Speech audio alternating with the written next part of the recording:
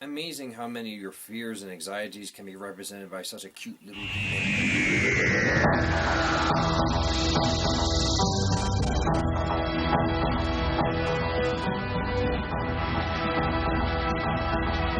Hello everyone, I'm Triple J and welcome to Brain Food, where I tell you what's yummy and nutritious for your head.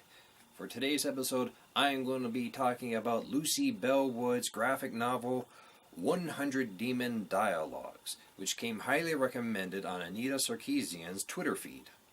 To best get an idea about how this book came to be, let's read an excerpt from the introduction by the author herself.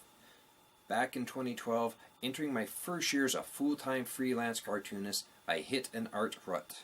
Trying to shake things up, I doodled a picture of a tiny, taunting inner imp who apparently believed I'd never make anything of myself. He cropped up time and time again over the next 5 years, when things were going well and I was worried I'd lose everything, or when things were going poorly and I thought it'd never get any better. Each comic I drew about him brought a little more humor or clarity to our relationship, but I still felt like I was at his mercy. And that is what this little demon does best. He represents all our fears and anxieties, especially if you're a creative type, trying to protect us from our disappointments and failures and loneliness that every choice we make could possibly lead to.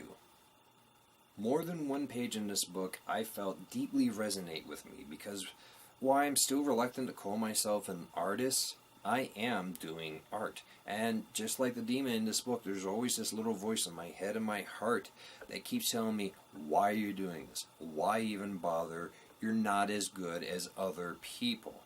And so to see Lucy Bellwood take that journey with this little demon in this book, it was really quite powerful to see.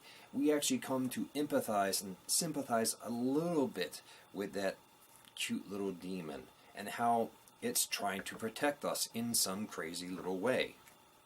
Heck, it even says on the back of this book, navigating the rocky shores of self-doubt with charm and honesty, 100 Demon Dialogues is a collection of comics for anyone who wants to talk back to the little voice in their head that says, you're no good.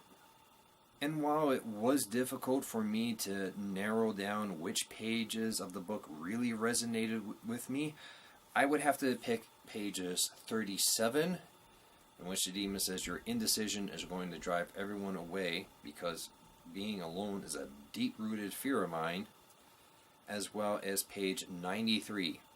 Fine, what has your work ever done anyway? Hopefully far more than we know. Because that is the true beauty of art, be it something we write or something we draw, or something we code if you're a game developer. We honestly will not know how many lives we will touch, or in what ways it will touch them. For example, it might be, a fluffy piece of fan fiction that was recommended on a repost from Tumblr, or a cutesy piece of fan art about your favorite pairing in a video game or some other show, or even something original like 100 Demon Dialogues. The power of art to comfort and inspire us in times good and bad, well, there are simply no words I can think of to accurately describe it. All I can say is that this book is an example of that power.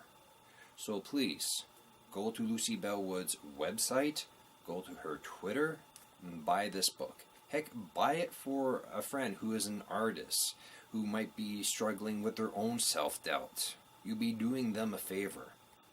Plus it, helps put food on Lucy's table and pay the bills, which is always a good thing. And I also gotta try to get that plushie. She has plushies of the demon. They're really cute, but they sell out really fast. I'm Triple J. That's all I got left to say. Take care.